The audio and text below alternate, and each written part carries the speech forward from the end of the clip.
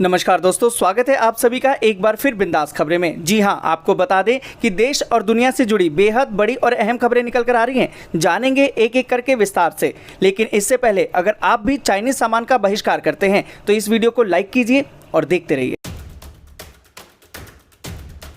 तो दोस्तों, खबरों का सिलसिला शुरू करें उससे पहले जान लेते हैं महामारी के नए अपडेट्स को। अभी तक भारत में संक्रमित मरीजों की संख्या 7,68,197 पहुंच गई है, जबकि अच्छी बात यह है कि 4,76,472 मरीज ठीक होकर घर जा चुके हैं। पर दुख की बात यह है कि 21,144 मरीजों ने दम तोड़ दिया है। वहीं बात करें हम महाराष्ट्र की, तो महाराष्ट्र में अब तक 2,23,724 नए मामले सामने आए हैं। इसी के साथ तमिलनाडु दूसरे नंबर पर है, जहाँ पर 1,22,350 नए मामले हैं, और दिल्ली जो तीसरे नंबर पर है वहां पर 1,04,864 नए मामले सामने आए हैं। और दोस्तों, इसी के साथ बढ़ते हैं आज की पहली और बड़ी खबर की तरफ। आज की पहली और बड़ी खबर जो निकल कर आ रही कि पीएम मोदी की वरिष्ठ मंत्रियों के संग बैठक, इसमें मुफ्त अनाज, मजदूरों को किराए पर घर, मोदी कैबिनेट की बैठक में लिए गए ये फैसले। दोस्तों, आपको बता दें कि महामारी की वजह से लड़खड़ाई देश की अर्थव्यवस्था को वापस पटरी पर लाने की कोशिशें जारी है।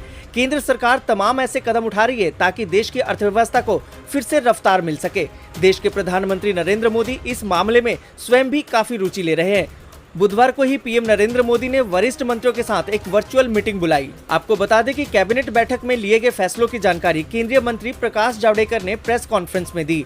5 महीने मुफ्त अनाज, प्रवासी मजदूरों को किराए पर घर, जनरल इंश्योरेंस कंपनियों में 12,750 करोड़ रुपए के निवेश को लेकर बैठक में फैसले लिए गए। दोस्तों, आपको बता दें कि केंद्रीय मंत्री प्रकाश जावड़ेकर ने कहा कि प्रधानमंत्री गरीब कल्याण अन्न योजना के तहत पिछले 3 महीने में 81 करोड़ लोगों को प्रति व्यक्ति हर महीने 5 किलो अनाज मुफ्त मिला है। जो अनाज 2 रुपए और 3 रुपए में मिलता है वो मिलता रहा, लेकिन ये अनाज मुफ्त मिला है। इसका मतलब ये है कि पिछले 3 महीने में प्रति व्यक्ति को 15 किलो अनाज मिला है। प्रकाश जावड़ेकर ने बताया कि पिछले दिनों पीएम नरेंद्र मोदी ने इसे विस्तार करने की घोषणा की थी।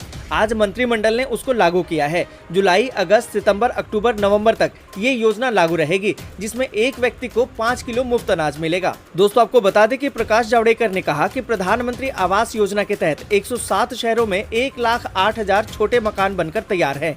इन मकानों को प्रवासी मजदूरों को किराए पर देने का सरकार ने फैसला लिया है।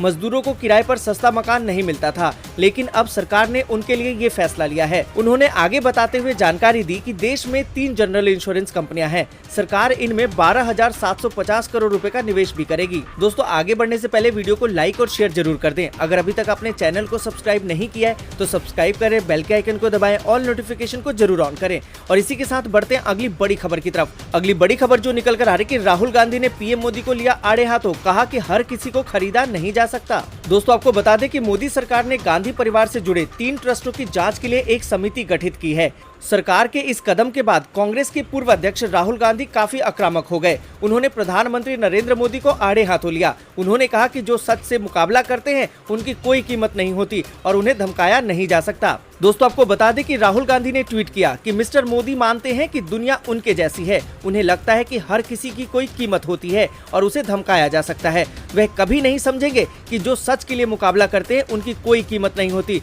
और उन्हें धमकाया नहीं जा सकता। दोस्तों, आपको बता दें कि दरअसल केंद्रीय गृह मंत्री गांधी परिवार से जुड़े 3 ट्रस्टों में कथित वित्तीय गड़बड़ियों को लेकर जांच करेगा। गृह मंत्रालय ने इसके लिए एक अंतर मंत्रालयीय समिति बनाई है, जो कि Rajiv Gandhi foundation, Rajiv Gandhi charitable trust और इंदिरा गांधी मेमोरियल ट्रस्ट की जांच करने का काम करेगी। जांच का नेतृत्व ईडी के एक स्पेशल डायरेक्टर करेंगे। इस बात का पता लगाया जाएगा कि गांधी परिवार से जुड़े दोनों ट्रस्टों ने नियमों का उल्लंघन तो नहीं किया है। दोस्तों, इसी के साथ बढ़ते हैं अगली बड़ी खबर की तरफ। अगली बड़ी खबर जो निकल कर आ रही कि पटना में 10 से 16 जुलाई तक संपूर्ण लॉकडाउन, डीएम ने दिए हैं आदेश। दोस्तों, आपको बता दें कि बिहार की राजधानी पटना में 10 से 16 जुलाई तक के लिए संपूर्ण लॉकडाउन घोषित किया गया है। इस बाबत डीएम ने आदेश जारी कर दिया है। बुधवार को बिहार में महामारी के 739 मामले सामने आए, जिसमें पटना में 234 केस दर्ज किए गए। राज्य में अब तक महामारी पॉजिटिव मामलों की कुल संख्या 13,274 है। दोस्तों, आपको बता दें कि राज्य में महामारी के बढ़ते मामलों को लेकर विपक्षी दल नीतीश सरकार पर हमलावर है। मंगलवार को तेजस्वी यादव ने टेस्टिंग को लेकर सवाल उठाए थे। इस मसले पर उनके निशाने पर प्रदेश के उप मुख्यमंत्री सुशील कुमार मोदी रहे। तेजस्वी ने सरकार को चुनौती दी कि वह साबित करे कि किस दिन 9,000 टेस्ट हुए हैं। अगर ऐसा होता है तो मैं राजनीति से संन्यास ले लूंगा। उन्होंने कहा कि बिहार में महामारी संक्रमण अप्रत्याशित रूप से बढ़ चुका है। सरकार को कहीं कोई चिंता नहीं है, न जांच की न इलाज की। पूरा मंत्रिमंडल, प्रशासन और सरकार चुनावी रैलियों में व्यस्त है। सरकार आंकड़े छिपा रही है। अगर सरकार नहीं संभली तो अगस्त सितंबर तक स्थिति और भयावह हो सकती है। दोस्तों, इसी के साथ बढ़ते हैं अगली बड़ी खबर की तरफ। अगली बड़ी खबर जो निकल कर आ रही है कि कैट की योजना, राखी से दिवाली तक चाइनीज माल का बहिष्कार, भारतीय सामान का होगा व्यापार। तो बता दें कि महामारी और चीन के साथ जारी तनातनी के बीच अगले महीने यानी कि अगस्त से त्योहारों का सीजन शुरू हो रहा है।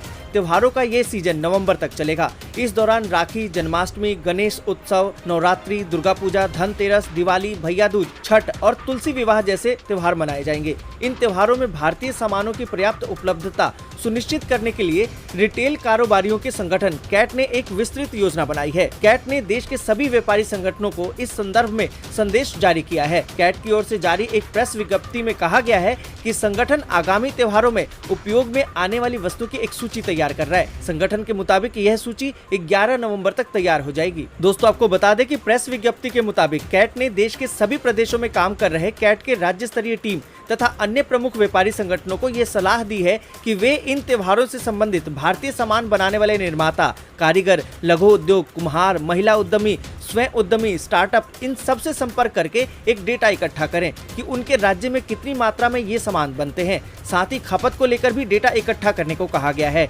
इसके लिए कैट ने 15 जुलाई की अंतिम तारीख तय की है। आपको बता दें कि इसके बाद कैट एक बड़ा डेटा बैंक तैयार करेगा, जिसके अनुरूप कैट देश भर में मांग और आपूर्ति के बीच एक तालमेल बिठाकर ये सुनिश्चित करेगा कि देश में कहीं भी भारतीय सामान का अभाव न हो और सामान बाजार में मुकाबले में बना रहे। तो दोस्तों, इस बार इन त्योहारों पर आप भी कीजिए चीनी सामान का बहिष्कार और घर लाइए देश में बना हुआ सामान। और इस पूरी खबर पर आप क्या सोचते हैं, कमेंट करके जरूर बताइए। और दोस्तों, इसी के साथ बढ़ते हैं अगली बड़ी खबर की तरफ। अगली बड़ी खबर जो निकल कर आ रही है कि 15 अगस्त के बाद शुरू हो सकती है संसद, गैलरी में बैठेंगे एमपी, चीन और महामारी पर चर्चा संभव। दोस्तों, आपको बता दें कि महामारी संकट काल के बीच संसद के मानसून सत्र की तैयारी शुरू हो गई है। सरकार की ओर से सभी सावधानियों के बीच इस सत्र को बुलाया जा सकता है। 15 अगस्त के बाद अगस्त के तीसरे या फिर आखिरी हफ्ते में मानसून सत्र को बुलाया जा सकता है। दोस्तों, आपको बता दें कि महामारी संकट की वजह से इस बार संसद की कार्यवाही कुछ अलग तरीके की होगी। संसद का ये सत्र लगभग 1 महीने तक चलेगा। संसदीय नियमों के अनुसार इस सत्र को 23 सितंबर तक जारी रखना होगा। इस मानसून सत्र में सरकार को 11 अध्यादेशों को संसद के दोनों सदनों से पास करवाना जरूरी है। अगर ऐसा नहीं होता है तो अध्यादेश लैप्स हो जाएंगे और एक बार फिर से इन्हें कैबिनेट से मंजूरी दिलवानी होगी। गौरतलब है कि पिछले सत्र और इस सत्र के बीच कई बड़े मुद्दे सामने आ चुके हैं। इसमें महामारी का संकट और चीन के साथ लद्दाख में हुए तनाव भी शामिल होंगे। सूत्रों की माने तो सरकार विपक्ष से इस मसले पर बहस करने को तैयार है। विपक्ष इन मसलों पर लगातार सरकार को घेर रहा है। इससे पहले गृह मंत्री अमित शाह भी कह चुके हैं कि संसद में दो हाथ करने को सरकार तैयार है। दोस्तों, इसी के साथ बढ़ते हैं अगली बड़ी खबर की तरफ। अगली बड़ी खबर जो निकल कर आ रही है कि भारत में 2021 की सर्दियों में रोजाना आ सकते हैं महामारी के 2,87,000 मामले। दोस्तों, आपको बता दें कि अमेरिका के प्रतिष्ठित MIT के शोधकर्ताओं के अध्ययन मॉडल के मुताबिक अगर महामारी का टीका या दवा विकसित नहीं हुई तो 2021 की सर्दियों के अंत तक भारत में रोजाना 2,87,000 नए मामले सामने आ सकते हैं। शोधकर्ताओं ने 84 देशों में भरोसेमंद जांच आंकड़ों के आधार पर गतिशील महामारी मॉडल विकसित किया। इन 84 देशों में दुनिया की 4.75 अरब लोग रहते हैं। आपको बता दें कि संक्रमण से प्रभावित 10 देशों के दैनिक संक्रमण दर के आधार पर अनुमान लगाया गया है कि भारत में वर्ष 2021 की सर्दियों के अंत तक रोजाना 2,87,000 नए मामले आ सकते हैं। इसके बाद अमेरिका, दक्षिण Africa, Iran, Indonesia, Britain, Nigeria, तुर्की, फ्रांस और जर्मनी का स्थान होगा। आपको बता दें कि शोधकर्ताओं ने स्पष्ट किया कि पूर्वानुमान केवल संभावित खतरे को बताता है, न कि भविष्य के मामलों की भविष्यवाणी करता है। शोधकर्ताओं ने कहा कि कड़ाई से जांच और संक्रमितों से संपर्क को कम करने से भविष्य में मामले बढ़ने का खतरा कम हो सकता है, जबकि लापरवाह रवैये और खतरे को सामान्य मानने से महामारी विकराल रूप ले सकती है। दोस्तों, ये रिपोर्ट डराती जरूर है, पर ये डराने के लिए नहीं है। अगर आप घर से बाहर जाते हैं तो मास्क जरूर पहने और सैनिटाइजर का इस्तेमाल भी जरूर करें। और इसी के साथ दोस्तों बढ़ते हैं अगली बड़ी खबर की तरफ। अगली बड़ी खबर जो निकल कर आ रही है कि सेना ने सभी सैनिकों के लिए फेसबुक और टिकटॉक सहित 89 ऐप को किया बैन। दोस्तों आपको बता दें कि भारतीय सेना ने अपने सभी सैनिकों के लिए अधिकतर मोबाइल ऐप पर प्रतिबंध लगा दिया है। कुल मिलाकर 89 मोबाइल ऐप पर प्रतिबंध लगाया गया है और उसमें फेसबुक, टिकटॉक, इंस्टाग्राम जैसे ऐप भी शामिल हैं। जिन 89 मोबाइल ऐप पर प्रतिबंध लगाया गया है उसके बारे में सभी सैनिकों को कह दिया गया है कि 15 जुलाई तक अपने फोन से डिलीट कर दें। जिन 89 ऐप को डिलीट करने के लिए कहा गया है उनमें सिर्फ सोशल मीडिया ऐप नहीं है बल्कि कई गेमिंग और ई-कॉमर्स ऐप भी हैं। दोस्तों आपको बता दें कि फेसबुक, टिकटॉक और इंस्टाग्राम के अलावा Snapchat, songs PK, WeChat, Hike, Likee, SHAREit, Truecaller, PUBG, Tinder जैसे ऐप पर भी रोक लगा दिया गया है। सभी 89 मोबाइल ऐप में चीन की वे ऐप्स भी शामिल हैं जिनके ऊपर केंद्र सरकार ने प्रतिबंध लगाया हुआ है। दोस्तों आपको बता दें कि भारत ने पिछले हफ्ते चीन से संबंध रखने वाले 59 मोबाइल ऐप पर प्रतिबंध लगा दिया, जिसमें लोकप्रिय टिकटॉक और यूसी ब्राउजर जैसे ऐप भी शामिल हैं। सरकार ने कहा कि ये ऐप देश की संप्रभुता, अखंडता और राष्ट्रीय सुरक्षा के लिए हानिकारक हैं। दोस्तों जिस तरीके से चीन ने किया उसको अब मुंह तोड़ जवाब मिल रहा है। इस पूरी खबर पर आप क्या सोचते हैं, कमेंट करके जरूर बताएं। इसी के साथ दोस्तों बढ़ते हैं अगली बड़ी खबर की तरफ। अगली बड़ी खबर जो निकल कर आ रही है कि चौबेपुर के एसओ रहे विनय तिवारी और हल्का प्रभारी के शर्मा गिरफ्तार, अमर दुबे की पत्नी भी हिरासत में। दोस्तों आपको बता दें कि दहशतगर्द विकास दुबे से नजदीकियां चौबेपुर थाने में निलंबित थाना प्रभारी विनय तिवारी और हल्का प्रभारी के शर्मा को ले डूबी। मुठभेड़ के समय पुलिस की जान जोखिम में डालने के आरोप में थाना प्रभारी विनय तिवारी और हिस्ट्री शीटर के लिए मुखबरी करने में हल्का प्रभारी के शर्मा को गिरफ्तार कर लिया गया है। इससे पहले मंगलवार को विकास से संबंधों के शक में चौबेपुर के पूरे थाने पर कार्रवाई की गई। इसमें 68 पुलिस कर्मियों पर कार्रवाई की गई है, जबकि चौबेपुर एसओ, 2 दरोगा और 1 सिपाही को सस्पेंड करके 10 पुलिस कर्मियों को लाइन हाजिर किया जा चुका है। अभी कई और पुलिस कर्मी रडार पर हैं। आपको बता दें कि 5 लाख का इनामी मोस्ट वांटेड विकास दुबे फरीदाबाद में पुलिस के हाथ से फिसल गया। हालांकि उसका एक साथी हत्थे चढ़ा। आपको बता दें कि हमीरपुर में एसटीएफ और पुलिस से हुई मुठभेड़ में विकास का साथी अमर दुबे मारा गया। आपको बता दें कि निलंबित थाना प्रभारी और हल्का प्रभारी को मुठभेड़ के समय पुलिस की जान जोखिम में डालने, मौके से फरार होने, विकास दुबे से संबंध और दबिश की पूर्व सूचना देने के आरोप में गिरफ्तार कर लिया गया है। दोनों के खिलाफ मुकदमा दर्ज करके न्यायिक कार्रवाई शुरू कर दी गई है। दोस्तों आपको बता दें कि हमीरपुर मोदहा में एसटीएफ की मुठभेड़ में मारे गए अमर दुबे की पत्नी शशि को भी पुलिस ने हिरासत में ले लिया है। इसी के साथ दोस्तों बढ़ते हैं अगली बड़ी खबर की तरफ। अगली बड़ी खबर जो निकल कर आ रही है, फ्लिपकार्ट, अमेजन जैसी कंपनियों को अगस्त से बताना होगा हर प्रोडक्ट का सोर्स। चीनी उत्पादों पर नकेल कसने के लिए सरकार की बड़ी पहल। दोस्तों आपको बता दें कि ई-कॉमर्स कंपनियों के प्लेटफॉर्म पर बिकने वाले सामान पर अगस्त से ये बताना पड़ेगा कि यह सामान भारत में बना है या किसी और देश से आया है। अभी कई सामान के पैकेट पर यह नहीं लिखा होता कि यह सामान कहां बना है। Department for promotion of industries and international trade की तरफ से एक ई-कॉमर्स कंपनियों को जुलाई आखिर तक प्रोडक्ट के सोर्स को प्रोडक्ट पर दर्शाना शुरू करने के लिए कहा गया है। हालांकि इस संबंध में DPIIT की तरफ से कोई आधिकारिक निर्देश जारी नहीं किया गया है, लेकिन चीन से आने वाले सामान को रोकने और मेक इन इंडिया के प्रोत्साहन के लिए विभाग जल्द से जल्द इस काम को शुरू करना चाहता है। बुधवार को इस मामले में ई-कॉमर्स कंपनियों के प्रतिनिधियों के साथ वाणिज्य और उद्योग मंत्रालय के अधिकारियों की बैठक हुई। लगभग 15 दिन पहले भी इस मामले में ई-कॉमर्स कंपनियों के साथ बैठक की गई थी। सूत्रों के मुताबिक अमेजन और फ्लिपकार्ट जैसी ई-कॉमर्स कंपनियों ने सरकार के सामने ये दलील रखी है कि उनके प्लेटफॉर्म पर 15 करोड़ से अधिक विक्रेता हैं और इतने कम समय में सभी विक्रेताओं द्वारा अपने प्रोडक्ट पर सोर्स को दर्शाना आसान नहीं होगा।